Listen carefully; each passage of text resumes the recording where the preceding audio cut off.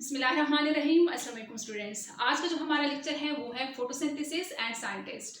तो बच्चों, फोटोसिंथेसिस में जिन जिन साइंटिस्ट ने जो जो एक्सपेरिमेंट किए उनको इसी लेक्चर में आज हम सीखेंगे नहीं, बल्कि इसी लेक्चर में हम इनको याद भी करेंगे एक्सपेरिमेंट के साथ। तो बच्चों, प्रीवियस लेक्चर में हमने जनरल सी बात की थी फोटोसिंथेसिस के बारे में। फोटोसिंथेसिस ग्रीन प्लांट्स के अंदर होता है, यानी प्लांट्स जो है सनलाइट की एनर्जी को ट्रैप करके कार्बन डाइऑक्साइड और वाटर को मिला के ग्लूकोज और ऑक्सीजन रिलीज करते हैं, ग्लूकोज बनाते हैं और ऑक्सीजन रिलीज करते हैं। तो बच्चों, फोटोसिंथेसिस जो है ये कभी भी डार्क में नहीं होता, यानी ये दिन के वक्त होगा, रात को कोई फोटोसिंथेसिस नहीं होगा। अगर हम बात करें रिस्पायरेशन की, तो रिस्पायरेशन दिन के वक्त भी होता है और रात के वक्त भी होता है, जबकि फोटोसिंथेसिस जस्ट दिन के वक्त होता है। फोटोसिंथेसिस किसी भी ह्यूमन बीइंग या जो एनिमल्स हैं उनके अंदर नहीं होता, क्योंकि हम खुद अपने लिए ग्लूकोज तैयार नहीं कर सकते। हमारे अंदर कोई क्लोरोप्लास्ट मौजूद नहीं है जो कि हम सन की एनर्जी को ट्रैप कर सकें। We are heterotrophs. हम ग्लूकोज लेते हैं किसी दूसरे एनिमल्स को या प्लांट्स को खा के हम वहाँ से ग्लूकोज लेते हैं, जबकि प्लांट्स खुद सन की एनर्जी को ट्रैप करके ग्लूकोज बनाते हैं। तो बच्चों, अगर हम फोटोसिंथेसिस की डेफिनेशन को देखें, formation of organic matter using carbon dioxide and water in the presence of sunlight, यानी ये सारा प्रोसेस जो है ये सनलाइट की मौजूदगी में होगा। इसमें कार्बन डाइऑक्साइड, वाटर मिल के सनलाइट की मौजूदगी में क्लोरोफिल में क्या बनाएंगे, ग्लूकोज बनाएंगे और ऑक्सीजन रिलीज करेंगे। तो बच्चों, अगर हम इसकी इक्वेशन को देखें तो एक ग्लूकोज के मॉलिक्यूल को बनाने के लिए 6 कार्बन मॉलिक्यूल और 12 वाटर के मॉलिक्यूल चाहिए होते हैं। यहाँ पे जब सनलाइट पड़ रही होती है क्लोरोफिल केमिकल है जो कि क्लोरोप्लास्ट के अंदर पाया जाता है, जो कि सनलाइट को ट्रैप करता है। तो यहाँ पे बनेंगे ग्लूकोज, 6 मॉलिक्यूल ऑफ ऑक्सीजन और साथ में वाटर भी बनता है, 6 मॉलिक्यूल ऑफ वाटर भी बनते हैं। तो बच्चों, इसी फोटोसिंथेसिस को प्रूफ करने के लिए हम जब 7th या 8th क्लास में हुआ करते थे तो छोटे छोटे एक्सपेरिमेंट करते थे। एक एक्सपेरिमेंट है जिसे हम आयोडीन स्टार्च एक्सपेरिमेंट बोलते हैं। इसमें क्या करते थे हम, यहाँ से हमने प्लांट का लीफ लिया, इसी लीफ को हमने एक ब्लैक पट्टी से ढांका, यानी कुछ पार्ट इसका ब्लैक पट्टी पे इस पे रख दी, इस पे सन को एक्सपोज किया, यानी सन के नीचे हमने रखा। जब कुछ टाइम गुजरा और ये पट्टी हमने हटा दी और इस पे आयोडीन के कुछ कतरे डाले इस लीफ पे, तो हमने क्या ऑब्जर्व किया, हमने देखा कि वो पोर्शन जहां पे हमने ब्लैक पट्टी रखी थी वो आयोडीन के ड्रॉप से ब्लू नहीं हुआ, बाकी पोर्शन जो है ये ब्लू हो गया और ये जहां पे हमने पट्टी रखी थी वो ब्लू नहीं हुआ। इससे क्या पता चलता है, इससे पता चलता है कि यहाँ पे कोई स्टार्च नहीं बना था। अब स्टार्च क्या है, ये प्लांट है और ये लीफ है। लीफ के अंदर फोटोसिंथेसिस की वजह से ग्लूकोज बनता है, फिर ये ग्लूकोज एक दूसरे ग्लूकोज के साथ मिलके आता है सुक्रोज। ग्लूकोज बनता जो है, ये शुगर जो है जिसे हम ग्लूकोज बोलते हैं, प्लांट्स में ग्लूकोज की फॉर्म में शुगर बनता है और सुक्रोज की फॉर्म में ये मूव करता है, यानी ये यहाँ पे लीफ में बन के अब ये जाएगा प्लांट के और हिस्सों में जहाँ पे ज़रूरत होगी, तो ये मूव करेगा सुक्रोज की फॉर्म में।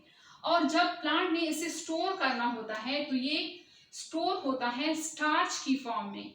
अब स्टार्च क्या है, बहुत सारे ग्लूकोज के मॉलिक्यूल मिलके, यानी बहुत सारे ग्लूकोज के मॉलिक्यूल मिलके एक चेन बना लेते हैं जिसे हम स्टार्च बोलते हैं।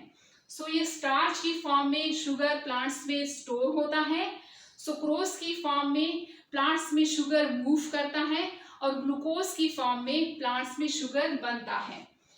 तो यहाँ पे हमने इसी एक्सपेरिमेंट में क्या अंदाजा लगाया कि जो यहाँ पे हमने पट्टी रखी थी वहां पे कोई स्टार्च ही नहीं था, क्योंकि यहाँ पे धूप से हमने इसको छुपाया था।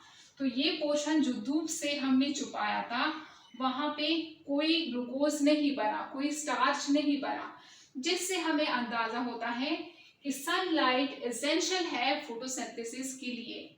अब ये तो एक छोटा सा एक्सपेरिमेंट था जो हम 7th 8th क्लास में करते थे। इसके अलावा हम एक और एक्सपेरिमेंट भी करते थे, यानी कार्बन डाइऑक्साइड के लिए, कि कार्बन डाइऑक्साइड फोटोसिंथेसिस के लिए जरूरी है या नहीं। उसमें हम क्या करते थे, एक टेस्ट ट्यूब हमने लिया, इस टेस्ट ट्यूब में पोटाशियम हाइड्रोक्साइड में भीगा हुआ कॉटन हम इसमें डाल देते थे और इसमें लीफ हम लेके लीफ का कुछ पोर्शन इस कॉटन में सोक कर लेते थे। कुछ टाइम बाद जब हम इस लीफ को यहाँ से एग्जामिन करने के लिए उठाते थे तो हम ऑब्जर्व करते थे कि यहाँ पे कोई स्टार्च जो है नहीं है। क्यों नहीं है? क्योंकि ये पोटाशियम हाइड्रोक्साइड जो है ये कार्बन डाइऑक्साइड को खींच लेता है। जब कार्बन डाइऑक्साइड ही यहाँ पे नहीं रहता, ये सारा इस कॉटन में चला जाता है, पोटाशियम हाइड्रोक्साइड इसको एब्जॉर्ब कर लेता है। तो कार्बन डाइऑक्साइड जब नहीं होता तो कैसे बनेगा स्टार्च? तो ये एक्सपेरिमेंट भी हम करते थे 7th 8th क्लास में। इसके अलावा 5 और साइंटिस्ट हैं जिन्होंने प्रूव किया फोटोसिंथेसिस को अपने एक्सपेरिमेंट के जरिए। ये मैं बिठा देती हूँ। इसमें 5 साइंटिस्ट हैं। First one is Priestley, second one is Jan Ingenhousz, third one is T.W. Engelmann, fourth one is Julius von Sachs and fifth one is Cornelius van Niel. First हम पढ़ते हैं प्रेस्ले अपने जमाने में एक रिनॉन्ड साइंटिस्ट गुजरा है। उन्होंने बहुत सारे काम किए। उन्होंने ही 1774 में ऑक्सीजन जो है डिस्कवर किया था। उसने फोटोसिंथेसिस में क्या कंट्रीब्यूशन की? उसने एयर का इंपॉर्टेंस बताया कि फोटोसिंथेसिस में एयर की क्या इंपॉर्टेंस है। एक्सपेरिमेंट के थ्रू उसने क्या किया, उसने एक बेल जार लिया, इस बेल जार के अंदर उसने एक कैंडल जलाया। जब इसने इसके ऊपर बेल जार रखा तो उसने एग्जामिन किया कि कुछ टाइम बाद ये कैंडल जो है ये बुझ गया। फिर उसने एक चूहा उठाया, उसको भी इस बेल जार के अंदर रखा और इसको एग्जामिन किया और देखा कि ये चूहा जो है ये भी कुछ टाइम बाद मर गया है।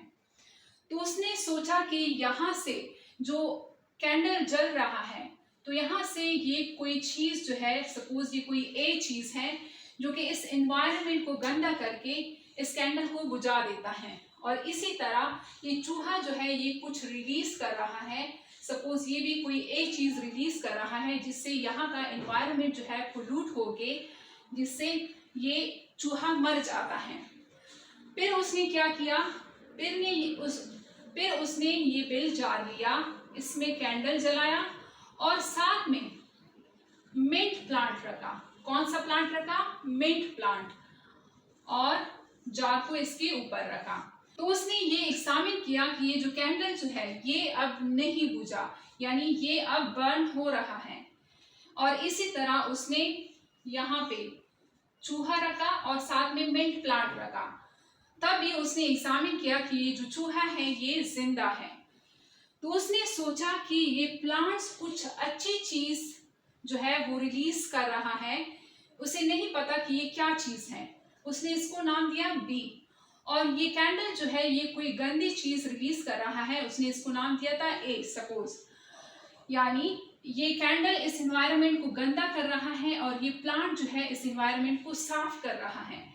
और साथ में ये मिंट प्लांट जो है, ये जो कैंडल यहाँ से ए रिलीज कर रहा है वो ये प्लांट इसको एब्जॉर्ब कर रहा है। तो इससे उस टाइम उसको ये नहीं पता था कि ये प्लांट जो है ये ऑक्सीजन देता है और कैंडल जो है ये कार्बन डाइऑक्साइड रिलीज करता है। और ये चूहा जो है ये कार्बन डाइऑक्साइड रिलीज करता है और ये मिंट प्लांट जो है ये ऑक्सीजन रिलीज करता है, जो कि ये चूहा अपने सांस के थ्रू इसको इनहेल करता है, जिसकी वजह से वो जिंदा रहता है। और ये कैंडल जो है ये ऑक्सीजन की वजह से बर्न होता है।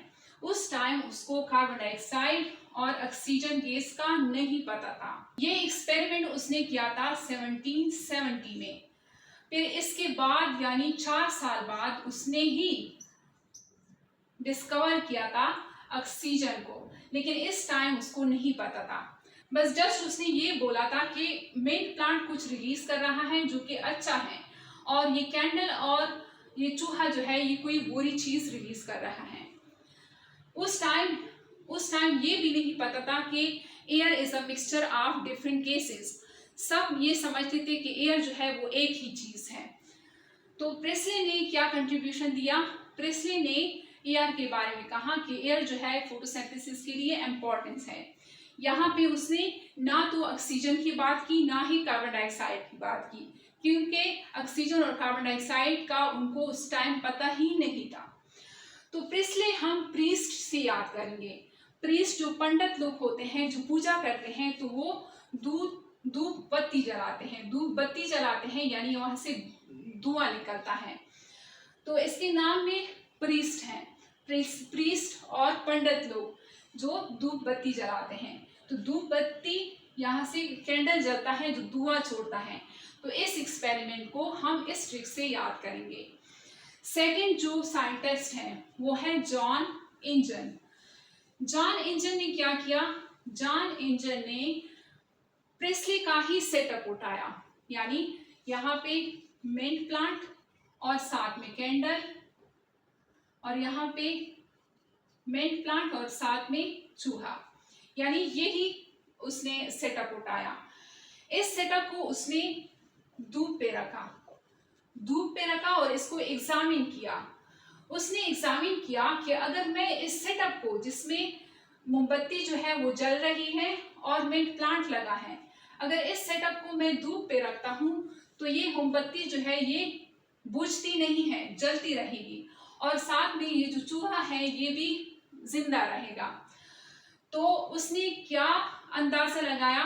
उसने अंदाजा लगाया कि यहाँ से जो मिंट प्लांट कुछ रिलीज कर रहा है वो सनलाइट की मौजूदगी में ही रिलीज करता है, क्योंकि अगर सनलाइट हटा दी जाए, यानी ये सेटअप अगर अंधेरे में रखा जाए, तो यहाँ पे ये कैंडल भी बुझ जाता है और ये चूहा भी मर जाता है।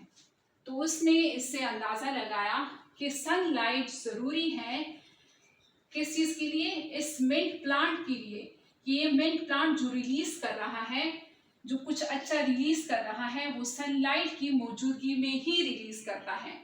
और जॉन इंजन, इसके नाम में ही इंजन है। सो इंजन क्या होते हैं? जो यानी मोटर कार और बाकी चीजों के जो इंजन होते हैं, जो एनर्जी बनाते हैं, जो एनर्जी प्रोवाइड करते हैं। सो एनर्जी है इसके नाम में, इंजन है इसके नाम में। सनलाइट से एनर्जी आती है, तो एनर्जी का और इंजन का आपस में ताल्लुक है। जॉन इंजन ने बात की थी सनलाइट के बारे में, जहां से उसने कहा था कि सनलाइट से एनर्जी आती है और मिंट प्लांट इस एनर्जी को यूज करके कुछ अच्छा रिलीज करता है। इसके अलावा उसने एक और काम भी किया। क्या काम किया? उसने एक एक्वेटिक प्लांट उठाया। एक्वेटिक प्लांट का उसने नाम नहीं बताया, जस्ट लिखा है एक्वेटिक प्लांट। एक्वेटिक प्लांट को वाटर में रखा, एक जार में रखा। यहाँ पे उसने इस जार को सनलाइट में रखा। सनलाइट में जैसे ही उसने इस प्लांट को रखा, तो यहाँ पे उसने एग्जामिन किया कि वाइट बबल्स जो है यहाँ से निकलते हैं।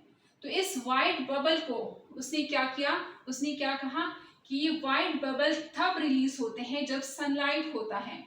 अगर सनलाइट नहीं होता तो ये वाइट बबल जो है ये यहाँ पे नहीं बनते। तो उसने कहा कि सनलाइट से कोई एनर्जी आती है जो यहाँ से यहाँ पे यूज होके वाइट बबल्स बनते हैं, यहाँ पे यूज होता है। फिर बाद में उसने इसको नाम दिया कि ये बबल्स जो है ये ऑक्सीजन के हैं। यानी सनलाइट जरूरी है फोटोसिंथेसिस के लिए। सनलाइट जरूरी है फोटोसिंथेसिस के लिए। और उसी ने ही कहा था, जॉन इंजन ने ही कहा था कि यहाँ से जो रिलीज होता है वो ऑक्सीजन होता है। यानी प्रेस्ले ने ये बात नहीं कही थी कि ये ऑक्सीजन होता है जो यहाँ से रिलीज होता है, ये बात कही जॉन एंजल ने। और जॉन एंजल ने ये भी कहा कि ये ऑक्सीजन जो है ये ग्रीन पार्ट से ही रिलीज होता है, यानी फोटोसिंथेसिस ग्रीन पार्ट्स में होता है और फोटोसिंथेसिस में ऑक्सीजन रिलीज होता है और फोटोसिंथेसिस जो है सनलाइट की मौजूदगी में होता है।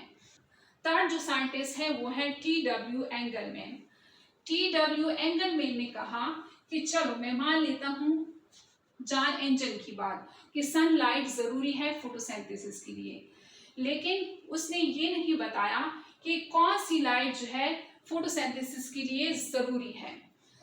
सनलाइट में व्हाइट लाइट जो है, व्हाइट लाइट 7 कलर्स की होती है, VIBGYOR, VIBGYOR,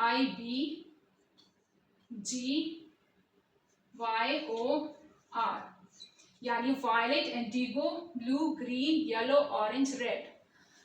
white light 7 colour की होती है। तो टी.डब्ल्यू. एंगलमैन ने क्या काम किया, उसने एक प्रिज्म लिया, यहाँ पे व्हाइट लाइट गुजारी, फिर इस व्हाइट लाइट को ब्रेक किया एंगल में, डिफरेंट एंगल पे उसने इसको ब्रेक किया, बी violet, indigo, blue, green, yellow, orange and red. और इस सेटअप के नीचे उसने एक एक्वेटिक प्लांट रखा।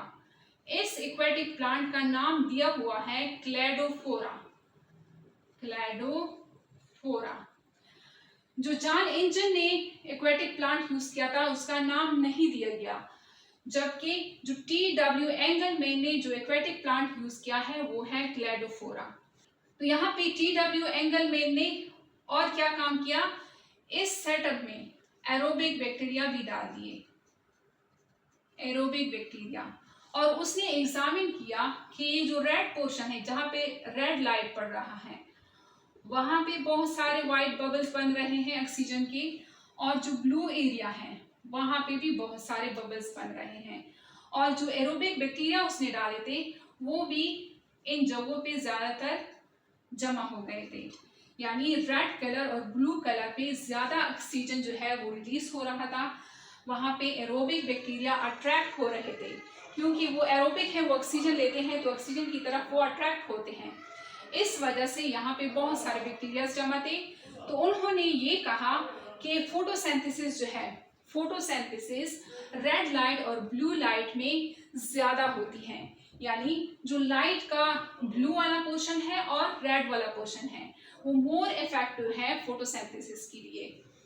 इसके नाम में ही एंगल है, एंगल से हम याद करेंगे कि इसने प्रिज्म का एक्सपेरिमेंट किया था, उसने लाइट को तोड़ा था एंगल में, डिफरेंट एंगल में तोड़ा था। तो इस ट्रिक से हम इस एक्सपेरिमेंट को और इस साइंटिस्ट के नाम को याद करेंगे।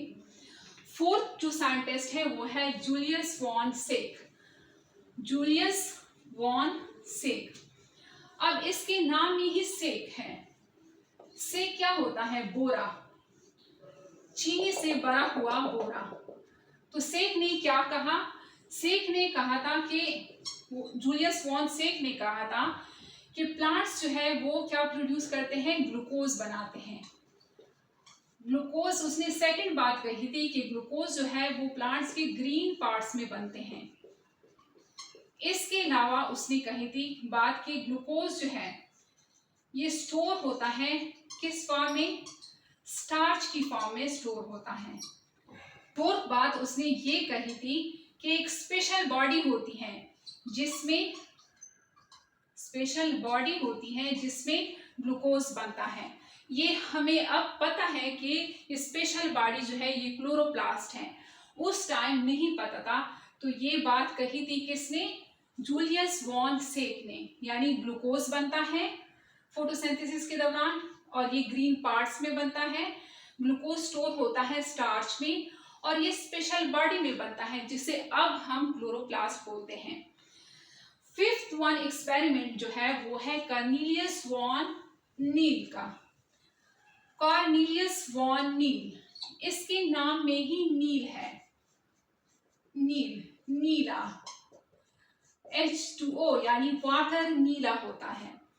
हम इक्वेशन लिखते हैं CO2 प्लस H2O और ये मिल के बनाते हैं ग्लूकोज